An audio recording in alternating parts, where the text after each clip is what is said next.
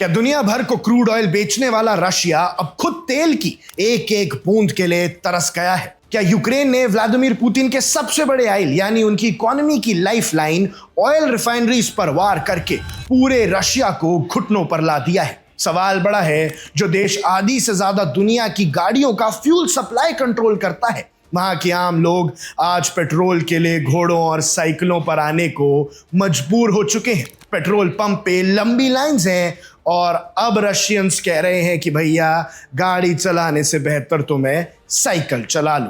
दर्शकों, आज इस वीडियो के अंदर हम उस ग्राउंड रियलिटी का सच सामने लाएंगे जो इस वक्त क्रेमलिन छुपाने की कोशिश कर रहा है। मॉस्को के पॉश इलाकों से लेकर साइबेरिया और चिता तक रशिया में एक भयानक फ्यूल क्राइसिस यानी तेल की भारी किल्लत पैदा हो चुकी है। यूक्रेन ने पिछले कुछ महीनों में रशिया की 10 सबसे बड़ी ऑयल रिफाइनरीज पर ड्रोन स्ट्राइक करके पुतिन की पूरी वॉर स्ट्रैटेजी को ही उल्टा घुमा दिया है। आज हम समझेंगे इस क्राइसिस की पूरी अंदरूनी कहानी क्या है और देखेंगे कि क्या इस तेल के अकल से पुतिन की गद्दी हिलने वाली है, क्योंकि अब रशिया के आम लोगों के अंदर गुस्सा भड़क उठा है। जर्नलिज्म के अपने करियर में मैंने कई युद्ध और उनके आर्थिक असर देखे हैं, पर यह तस्वीर हैरान करने वाली इसलिए है क्योंकि रशिया के अलग अलग हिस्सों से जो खबरें आ रही हैं वो किसी डायस्टोपियन मूवी जैसी हैं। आम लोग पेट्रोल पंप्स पर घंटों नहीं बल्कि 2-2 दिन तक लाइन में खड़े हैं।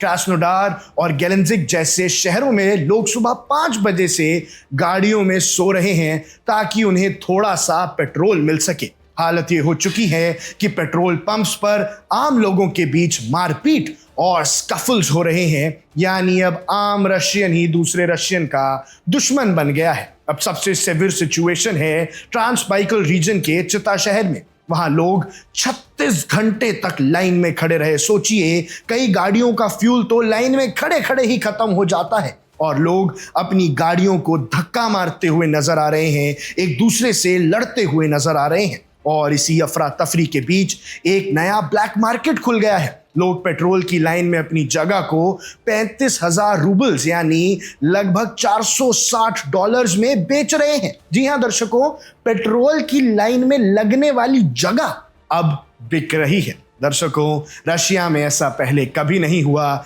इसलिए पूरा रशिया हैरान है, पुतिन हैरान है कि ये चल क्या रहा है। अब सवाल उठता है कि अचानक ऐसा क्या बदल गया? इसका सीधा जवाब है यूक्रेन की बदली हुई युद्ध नीति। यूक्रेन ने अब फ्रंट लाइंस पर लड़ने के साथ साथ रशिया के इकोनॉमिक हार्टलैंड पर अटैक करना शुरू कर दिया है। पिछले कुछ महीनों में यूक्रेन ने रशिया के टॉप 10 सबसे बड़े ऑयल रिफाइनरीज को टारगेट किया। लेनिनग्राद से लेकर बॉर्डर से 2500 किलोमीटर दूर ओम्स्क रिफाइनरी तक पर यूक्रेन ड्रोन्स ने सर्जिकल प्रेसिजन के साथ हमले किए हैं और रिजल्ट रशिया की लगभग 1/3 यानी 1/3 ऑयल रिफाइनिंग कैपेसिटी इस वक्त ठप पड़ी हुई है। इसीलिए तो देश में यह हाल है। जब देश की रिफाइनरीज में तेल साफ ही नहीं होगा तो पेट्रोल पंप्स तक पेट्रोल और डीजल कैसे पहुंचेगा? व्लादिमीर पुतिन ने पिछले 5 साल से इस युद्ध को आम रशियन नागरिकों से दूर रखने की पूरी कोशिश की थी ताकि उनकी नॉर्मल जिंदगी पर असर ना पड़े।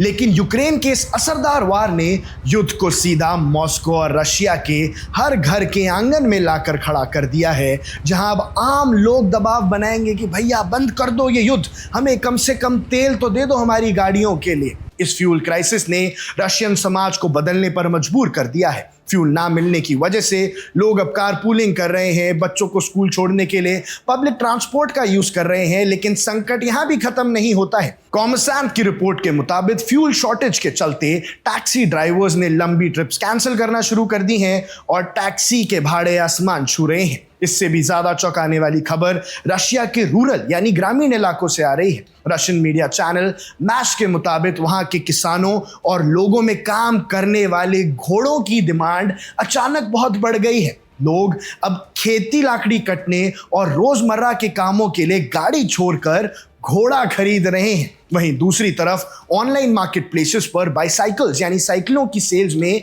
171% का उछाल देखा गया है, यानी उनका रेवेन्यू 263% तक बढ़ गया है। जो रशिया कल तक सुपर पावर होने का दावा कर रहा था, आज वहां का आम नागरिक पेट्रोल के बिना पेडिस्ट्रियन बनने पर मजबूर है। इतना ही नहीं, कई जगह पेट्रोल सिर्फ स्पेशल व्हीकल्स और सरकारी अफसरों को ही दिया जा रहा है, जिससे आम जनता में गुस्सा और भी ज्यादा बढ़ रहा है कि भैया एक तो तुमने जंग की, उसके बाद अब जब तेल की किल्लत हो रही है तो भी सरकारी लोगों को ही तेल दिया जा रहा है। हमेशा की तरह क्रेमलिन और व्लादिमीर पुतिन की सरकार इस क्राइसिस को एक्सेप्ट करने से ही इनकार कर रही है। रशिया के deputy prime minister Alexander Novak का दावा है कि देश में कोई सिस्टमैटिक शॉर्टेज नहीं है। सरकार का कहना है कि यह सब सिर्फ पैनिक बाइंग और स्पेक्युलेटर्स की वजह से हो रहा है। उनका कहना है कि डिमांड 20-30% बढ़ गई है और सप्लाई चेन को रीस्ट्रक्चर करके इसे ठीक कर दिया जाएगा। लेकिन सरकार के इस झूठ पर अब उनकी अपनी ही पार्लियामेंट के अंदर से आवाज उठने लगी है। रशियन दमा की मेंबर नीना ओस्तानीना ने अपने टेलीग्राम चैनल पर खुलकर पूछा है कि जब देश का 1/3 रिफाइनरी सेक्टर बंद है तो एग्रीकल्चर मिनिस्टर और डिप्टी मिनिस्टर चुप क्यों बैठे हैं, क्योंकि सबसे बड़ा डर है आने वाली फसल का, यानी हार्वेस्ट सीजन का। अगर खेती के ट्रैक्टर्स और हार्वेस्टर्स को डीजल ही नहीं मिला तो रशिया में अनाज की भारी किल्लत हो जाएगी, और सैंक्शंस के दौर में अगर रशिया के पास अनाज नहीं बचा तो ये उनके लिए एक तरह से डेथ सेंटेंस हो जाएगी। अब भैया, तो क्या इससे पुतिन के खिलाफ जनता का गुस्सा भड़क रहा है? इसका जवाब बहुत ही दिलचस्प और कॉम्प्लेक्स है। रशियन पब्लिक ओपिनियन फाउंडेशन के एक रीसेंट पोल के मुताबिक व्लादिमीर पुतिन की अप्रूवल रेटिंग सिर्फ एक हफ्ते में 74% से गिरकर 69% पर आ गई है। जब से ये युद्ध शुरू हुआ है, पुतिन की पॉपुलैरिटी का ये सबसे निचला स्तर है। लोग आर्थिक स्थिति और महंगाई को लेकर बेहद चिंतित हैं,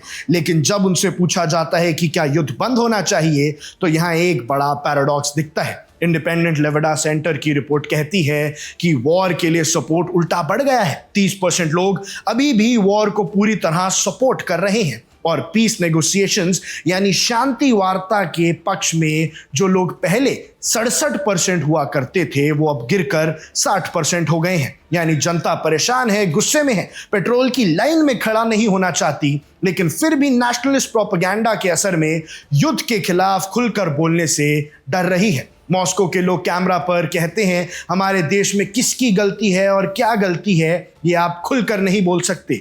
ये चुप्पी ही पुतिन की सबसे बड़ी ताकत है। इसीलिए दर्शकों, रशिया इतने बड़े क्राइसिस में भी अभी एकजुट होकर खड़ा है, तो अंजाम क्या होगा? यूक्रेन का ये मास्टर स्ट्रोक अब रशिया के आम लोगों को चुभने लगा है। देश जो कभी तेल का राजा था आज पेट्रोल के लिए कतारों में खड़ा है। व्लादिमीर पुतिन भले ही इस क्राइसिस को पैनिक बाइंग कहकर टाल रहे हों, लेकिन रिफाइनरीज पर लगने वाली आग को वो ज्यादा दिन तक जनता से छुपा नहीं सकते। अगर यूक्रेन ने अपनी स्ट्राइक्स इसी तरह जारी रखी तो आने वाले दिनों में ना सिर्फ रशिया की आर्थिक कमर टूटेगी, बल्कि देश के अंदर एक बड़ा इंटरनल रिवोल्ट भी देखने को मिल सकता है। उल्टी पड़ गई है युद्ध की ये बाजी, लेकिन अब पुतिन को ये किस मोड़ पर ले जाएगी ये देखना बेहद अहम होगा। ऐसे में आपको क्या लगता है, क्या यूक्रेन का ये रिफाइनरी वॉरफेयर रशिया को घुटनों पर ले आएगा? जो भी आपकी राय हो हमें कमेंट सेक्शन में जरूर बताइएगा। अब देख रहे हैं वन इंडिया, मैं हूं आकुश कौशिक।